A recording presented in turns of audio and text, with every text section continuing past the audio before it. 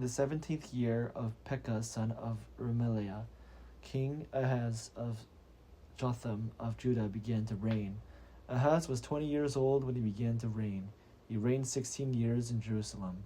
He did not do what was right in the sight of the Lord his God, as his ancestor David had done, but he walked in the way of the kings of Israel. He even made his son pass through fire according to the abominable practices of the nations whom the Lord drove out before the people of Israel.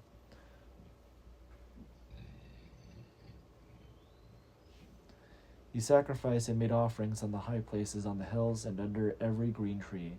Then King Rezin of Aram and King Pekah son of Remaliah of Israel came out to wage war on Jerusalem. They besieged Ahaz, but could not conquer him. At that time the king of Edom recovered Elath for Edom, and drove the Judeans from Elath, and the Edomites came to Elath, where they live to this day. Ahaz sent messengers to King Tiglath-Pileser of Assyria, saying, I am your servant and your son.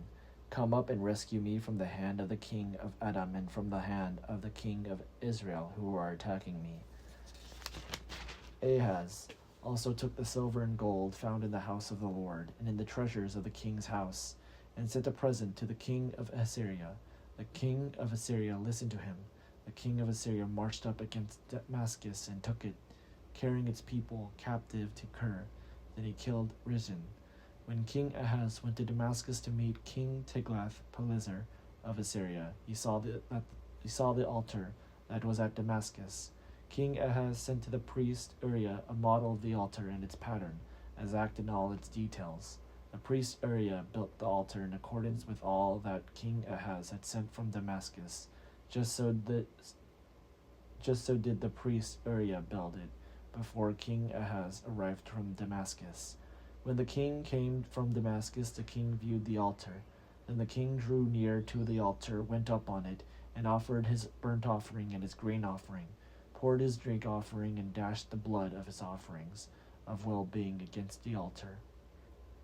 The bronze altar that was before the Lord he removed from the front of the house, from the place between his altar and the house of the Lord, and put it on the north side of his altar.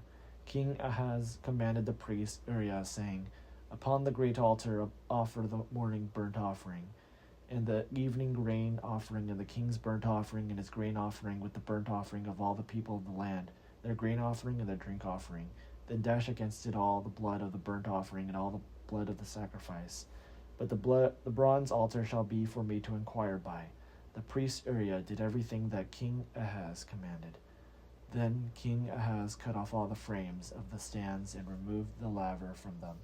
He removed the sea and bronze oxen that were under it, and put it on a pediment of stone. The covered portal for use on the Sabbath that has been built inside the palace and outer entrance for the king, he removed from the house of the Lord. He did this because of the king Assyria.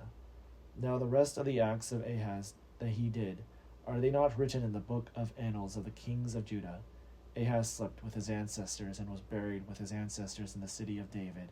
His son Hezekiah and succeeded him.